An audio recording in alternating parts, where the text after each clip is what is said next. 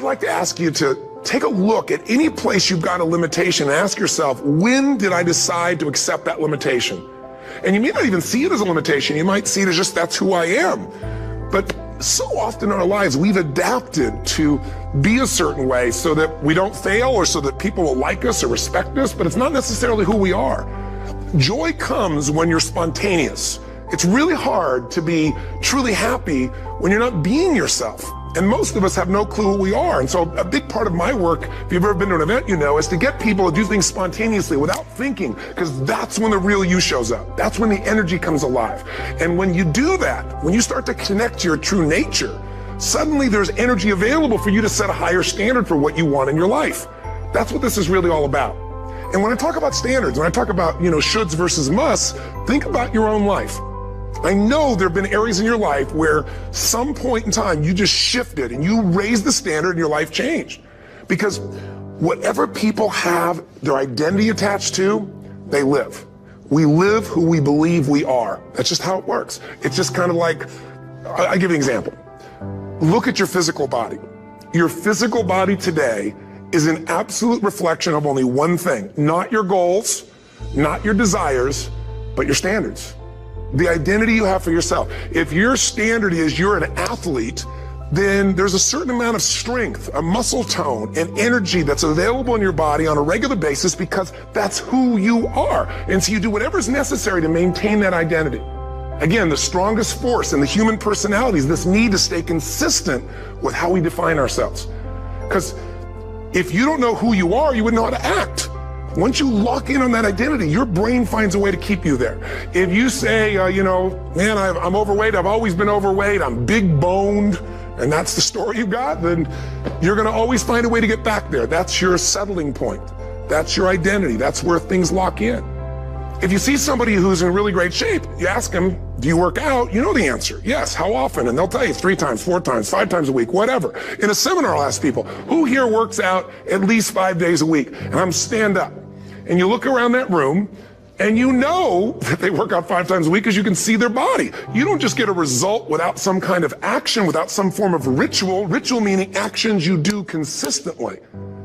Now, do you think those people that are out there working out 5 days a week, do they have more time than you do? Or I have, or anybody else? Of course not. Is their life less busy? Of course not. It's just a must for them. They must work out that way, and they've made that turn and their life changed. So I'm not saying you have to work out 5 days a week. I'm just saying whatever you really want, wants don't get met consistently. Standards do. Whatever you identify, this is who I am. And so it's not so much about changing your identity as there's expanding it. Any success program that I've ever had the good fortune to go through, whether it be a good book, a good set of tapes, a good seminar, almost every single one talks about the power of goal setting.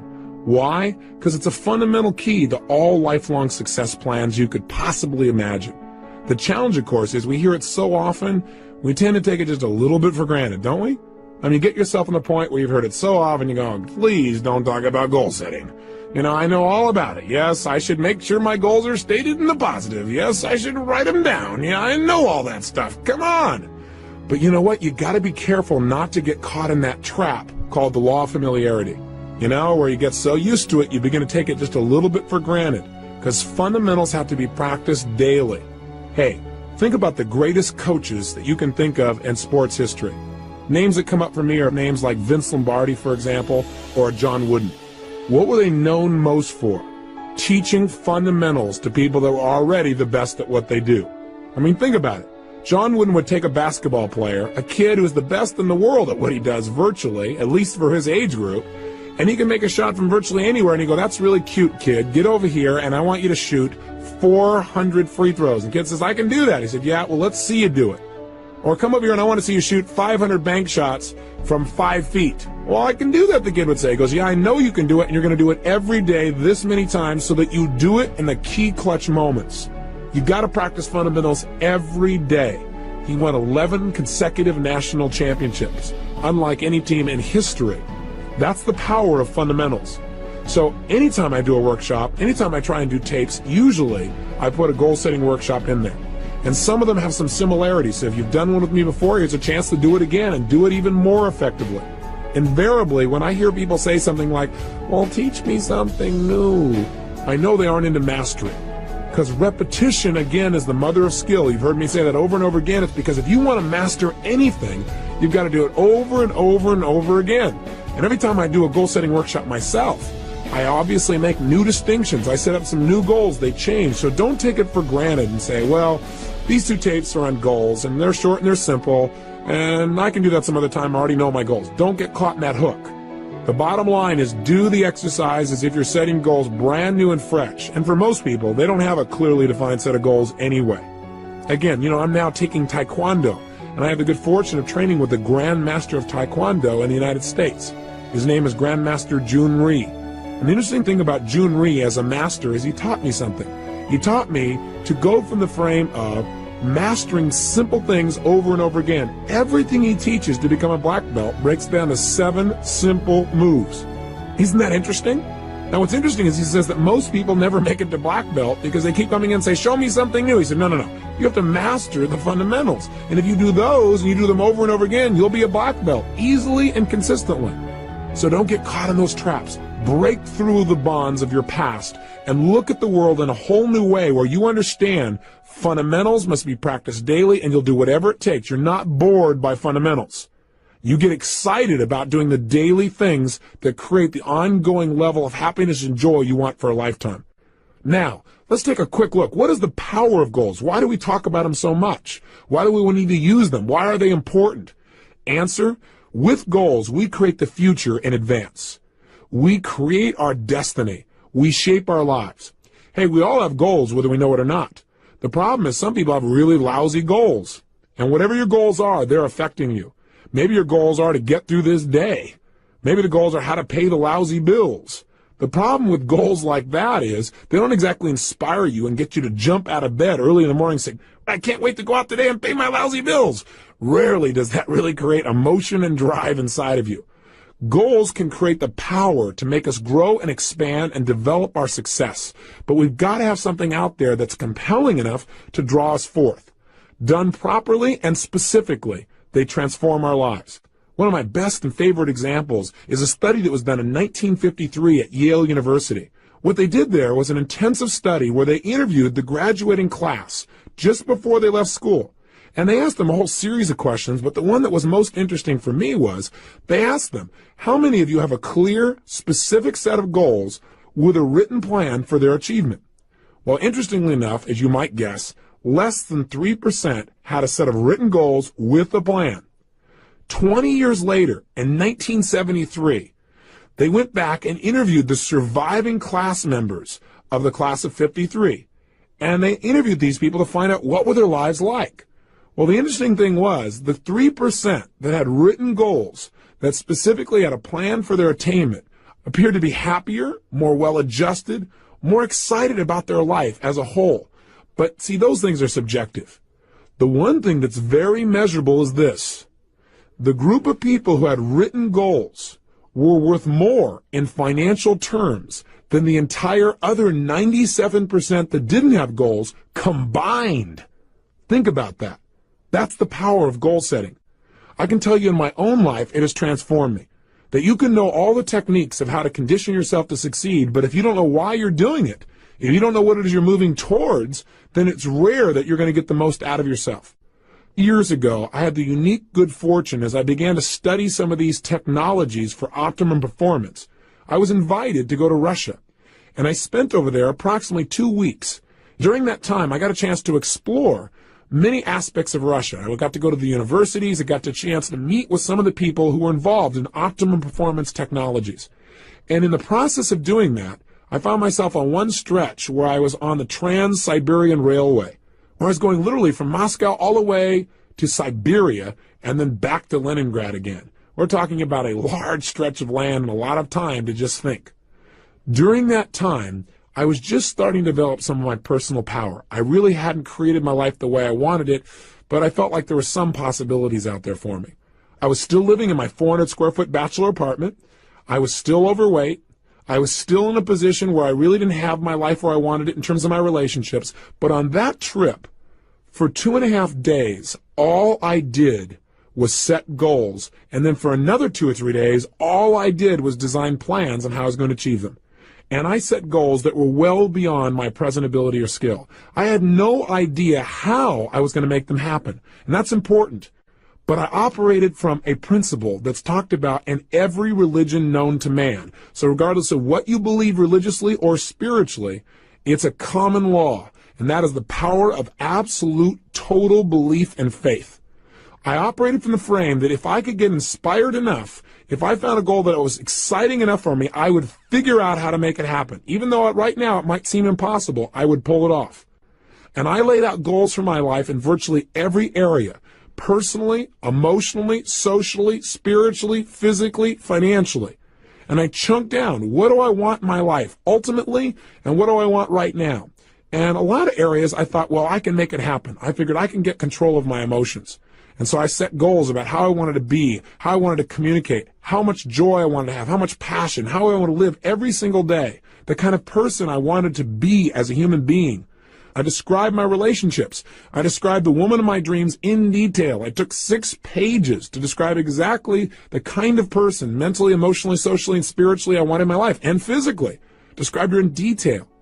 In addition, I described how I wanted my kids to be. I described everything. Now you might say, well, gosh, you're really creating a lot of limitations. I set goals, and I look at them, and then I review them and see if they still make sense to me. But I did it in detail. I also did it in the area of finances, and I set some pretty absurd goals. I decided I want to make $250,000 a year in personal income. At the time, I was making less than $3,000 a month. $3,000 was a good month. Guess what happened? I came back. I laid out this plan. In fact, I did the plan on the back of a map that I bought in Russia. I have it to this day where I broke down the whole thing. I show it oftentimes to people in my seminars so they get an idea where I was and what I actually created just by designing the roadmaps necessary for success. I came back and began to implement it. A lot of my plans, I have to tell you, did not work out. But I achieved over 80% of my goals in less than 12 months. I mean, massive change. I went well beyond anything I dreamed of. I changed myself physically. I lost all the weight. I changed myself emotionally and developed the confidence that was necessary. I changed myself in my relationships massively. I attracted the woman of my dreams. I married her about a year after that. I had decided I wanted to have 4 kids. I got 3 instantly. What a deal. I was on a roll. I took myself from totally broke financially to over $1 million net worth in less than 12 months. You talk about massive change. My life changed in every level. I mean, I can tell you how much my confidence changed, but you might go, oh, big deal. But it did. My level of confidence, my level of faith, my ability to create rapport changed radically. I mean, and I also set thing goals besides my personal development goals because I had felt confident that I could probably accomplish some of the development within myself. But I felt like I can control that. I can't control the outside world or my economics or the ability to get things. That was my hang-up at the time. I set goals for things like I was going to have a limousine, a stretched limousine. I mean, how absurd. I had a car that was breaking down continuously. I had a stretched limousine within 6 months. I mean, I'm talking about massive, massive change. I mean, you can't imagine the kind of miracles that happen. I know this sounds fluffy and bizarre, but it really works. I remember the first time I went to Fiji. I mean, it's my favorite place in the world. I thought, I've been everywhere. I've been to most of the major countries in the world. This is the most beautiful, amazing land I've ever been to. I got to own a piece of property on this specific island. I never would have thought in a million years that 2 years later, after setting that goal, I'd own an island, or that I own a resort in Namali. It's one of the top 3 resorts in Fiji now. I go there 4 times a year with 20 of my best friends, and we all have a blast. And we set our goals there. We relook at our lives and balance it and have fun. I mean, it's amazing. But if you would have tried to tell me that 2 years earlier, I would have said, you are absolutely insane. You're nuts. There's just no way. I mean, get real. And I'm here to tell you, don't get real. Get intelligent. Because what's real to you today is based on your past experiences. And if you limit your future based on your past, you're not going to go anywhere. You got to get the goals that are big enough to drive you, to excite you. So don't stop and go, how do I do it? That's not the first step. The first step is get it down. And if you do that, you can create your island, your paradise, whether that be something emotional inside of you want to create, like a character change or a behavior or a habit, or whether that's a business you want to start, or whether that's some kind of money you want to earn or something you want to do for your children. I mean, I'm telling you, it can happen. The magic that you've heard about and dreamed about is real, and it starts with a simplistic process of taking these generalized impulses of desire and starting to define them with more precision. This is the power of goal setting, and we don't understand totally how it works. There's something beyond just what we understand of writing something down. Something happens. You become a creator when you write down goals and you get clear as to absolutely why you make them happen. And by the way, that's the key that we're going to touch on here in detail. We've got to make sure that you not only set goals, but you get absolutely clear why you want them. Because there's a fundamental key to goal setting that changed my life, and that is this. Purpose is stronger than outcome. What do I mean? Well, I think that the purpose of goals is not so you get things. The purpose of any goal, the real reason to set goals, is what they will make of you as a person. Hey, look, at the end of your life, all the things that you accumulate are not going to make you happy.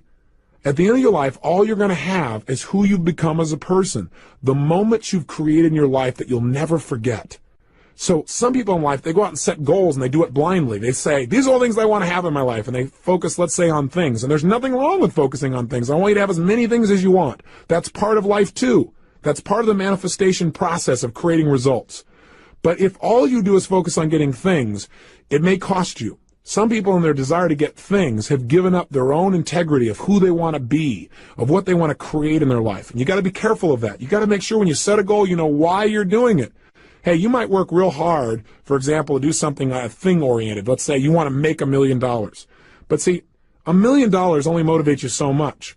Becoming the kind of person who's able to manifest total abundance financially and physically for themselves and the people around them, that's rather exciting.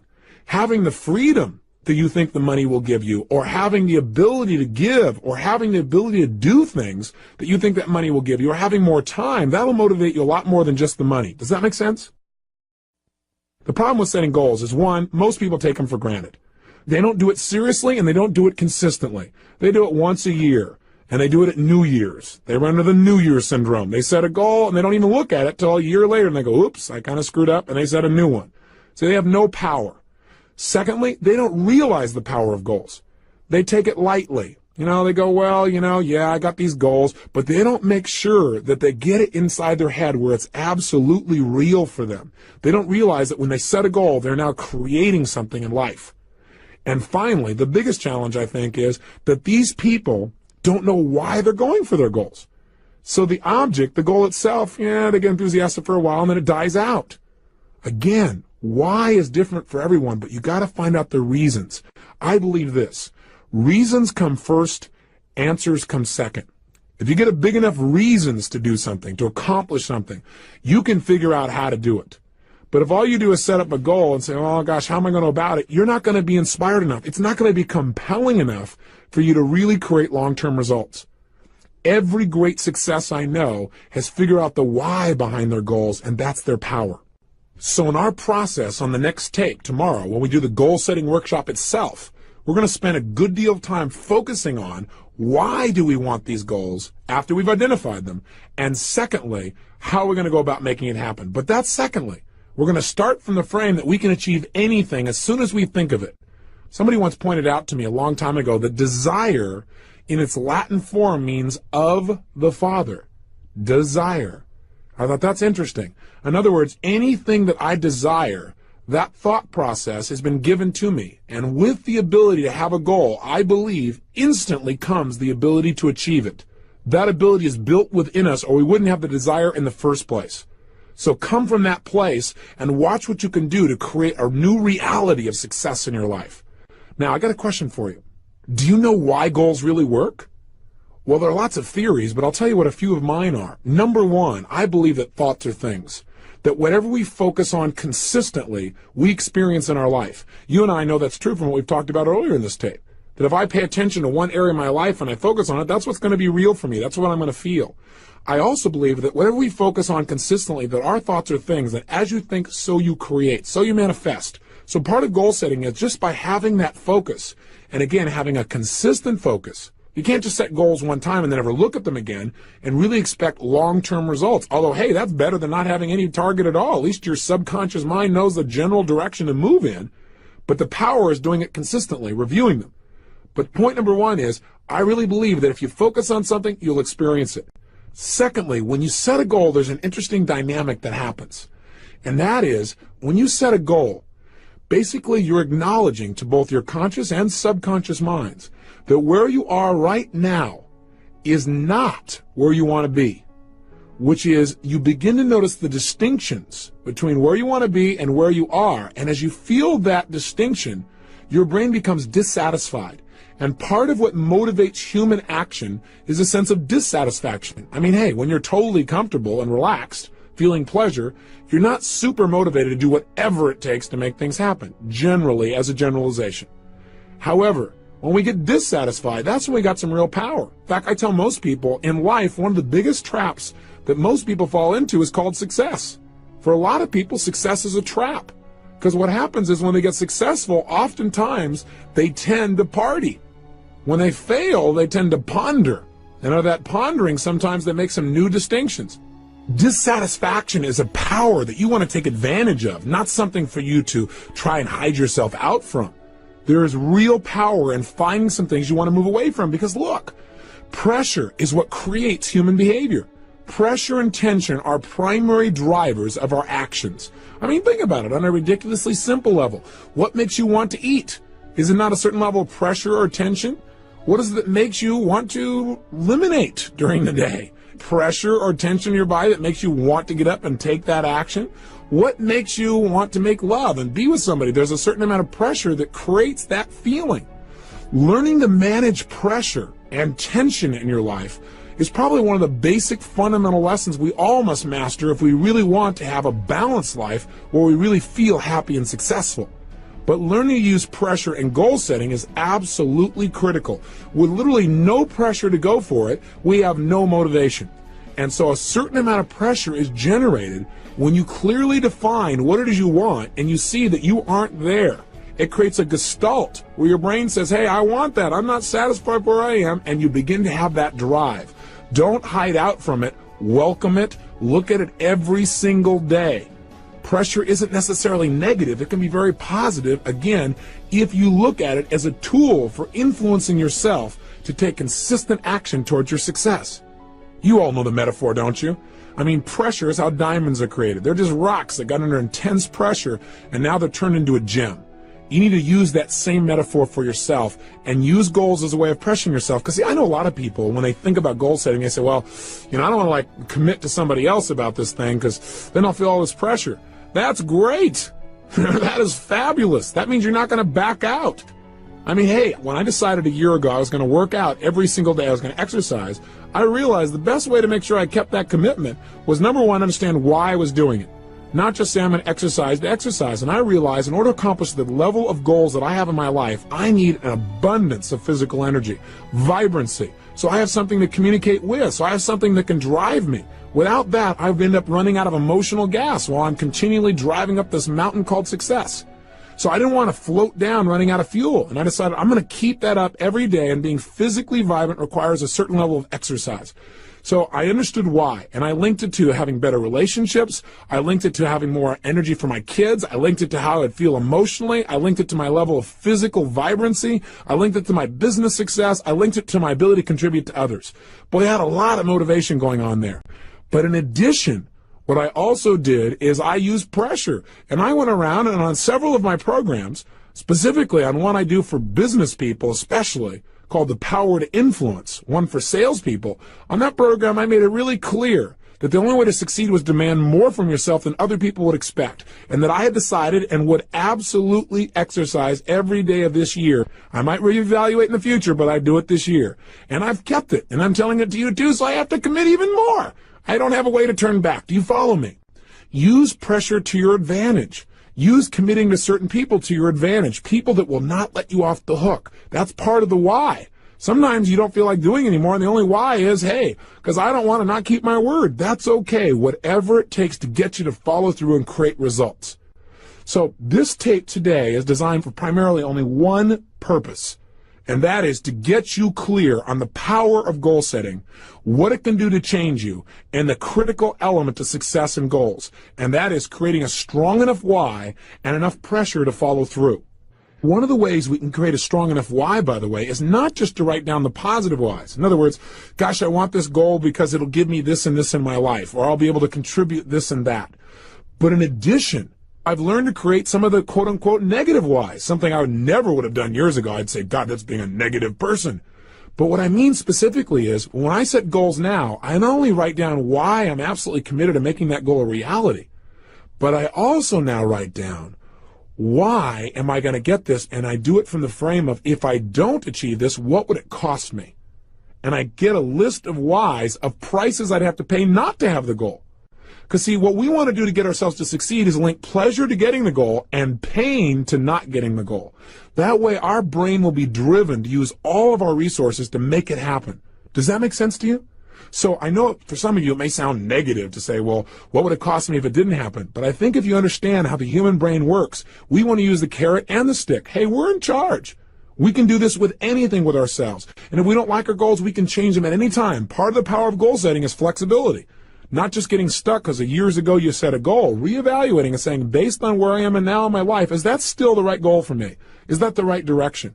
I encourage people to set goals no less than twice a year, and I have them review their goals in detail at least once a month and review their top goals daily. It is that kind of consistent review that will keep you on track and produce those results that you're committed to. So right now, the purpose again today is to get you clear on how to unleash this power. And part of that power is the power of why. Why do you want things on the positive? And the power of being dissatisfied. So here's your exercise for today, and then tomorrow we're going to actually unleash you into a goal-setting workshop. And you might want to review and listen to this tape again so you're inspired when you go to do that exercise, because I want you to really come to life and know you're about to create real results when you start that workshop. Today, though, pull out your success journal, and here's your assignment. What I'd like you to do is I want you to write down two things. Number one, what are some of the areas of your life you are dissatisfied with? Now, I don't want you to feel bad, real negative about it, but just be honest with yourself. What are some of the areas of your life that are not enough? It's not good enough. It's not where you deserve it to be. It's not where you're committed to having it be. Take a look at yourself physically, emotionally, spiritually, intellectually, financially, in your relationships. So the question I want you to ask yourself is, what's not good in my life? What am I not satisfied with? And get inspired as you write it down, because whatever you write down, you're going to be able to change. And that's number one. And make a good list of things you're dissatisfied with. That'll create some pressure inside of you to create some powerful new goals. And number two, write down, what kind of beliefs would I have to have? What are a couple of additional beliefs, since we've talked about that earlier? What are 2 or 3 other beliefs that I would probably need to have in order to really set goals and achieve them? What are 2 or 3 new beliefs I'd need to live by in order to really start achieving my goals? That's your simple assignment for today. Just leave today with a focus on getting big enough whys. The power of why is the power to achieve your dreams. I'll see you tomorrow. Remember, live with passion.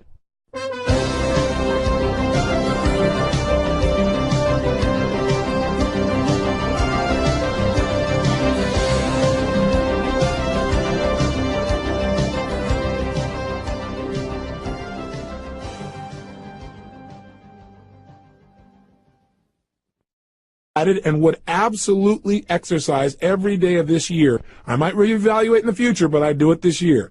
And I've kept it, and I'm telling it to you too, so I have to commit even more. I don't have a way to turn back. Do you follow me? Use pressure to your advantage. Use committing to certain people to your advantage, people that will not let you off the hook. That's part of the why. Sometimes you don't feel like doing anymore, and the only why is, hey, because I don't want to not keep my word. That's okay. Whatever it takes to get you to follow through and create results. So this tape today is designed for primarily only one purpose, and that is to get you clear on the power of goal setting, what it can do to change you, and the critical element to success and goals, and that is creating a strong enough why and enough pressure to follow through. One of the ways we can create a strong enough why, by the way, is not just to write down the positive whys. In other words, gosh, I want this goal because it'll give me this and this in my life, or I'll be able to contribute this and that. But in addition, I've learned to create some of the quote-unquote negative whys, something I never would have done years ago. I'd say, God, that's being a negative person. But what I mean specifically is, when I set goals now, I not only write down why I'm absolutely committed to making that goal a reality, but I also now write down, why am I going to get this? And I do it from the frame of, if I don't achieve this, what would it cost me? And I get a list of whys, of prices I'd have to pay not to have the goal. Because see, what we want to do to get ourselves to succeed is link pleasure to getting the goal and pain to not getting the goal. That way our brain will be driven to use all of our resources to make it happen. Does that make sense to you? So I know for some of you it may sound negative to say, well, what would it cost me if it didn't happen? But I think if you understand how the human brain works, we want to use the carrot and the stick. Hey, we're in charge. We can do this with anything with ourselves. And if we don't like our goals, we can change them at any time. Part of the power of goal setting is flexibility. Not just getting stuck because years ago you set a goal, reevaluating and saying, based on where I am and now in my life, is that still the right goal for me? Is that the right direction? I encourage people to set goals no less than twice a year. And I have them review their goals in detail at least once a month and review their top goals daily. It is that kind of consistent review that will keep you on track and produce those results that you're committed to. So right now, the purpose again today is to get you clear on how to unleash this power. And part of that power is the power of why. Why do you want things on the positive? And the power of being dissatisfied. So here's your exercise for today, and then tomorrow we're going to actually unleash you into a goal-setting workshop. And you might want to review and listen to this tape again so you're inspired when you go to do that exercise, because I want you to really come to life and know you're about to create real results when you start that workshop. Today, though, pull out your success journal, and here's your assignment. What I'd like you to do is I want you to write down two things. Number one, what are some of the areas of your life you are dissatisfied with? Now, I don't want you to feel bad, real negative about it, but just be honest with yourself. What are some of the areas of your life that are not enough? It's not good enough. It's not where you deserve it to be. It's not where you're committed having it be. Take a look at yourself physically, emotionally, spiritually, intellectually, financially, in your relationships. So the question I want you to ask yourself is, what's not good in my life? What am I not satisfied with? And get inspired as you write it down, because whatever you write down, you're going to be able to change. And that's number one. And make a good list of things you're dissatisfied with. That'll create some pressure inside of you to create some powerful new goals. And number two, write down, what kind of beliefs would I have to have? What are a couple of additional beliefs, since we've talked about that earlier? What are 2 or 3 other beliefs that I would probably need to have in order to really set goals and achieve them? What are 2 or 3 new beliefs I'd need to live by in order to really start achieving my goals? That's your simple assignment for today. Just leave today with a focus on getting big enough whys. The power of why is the power to achieve your dreams.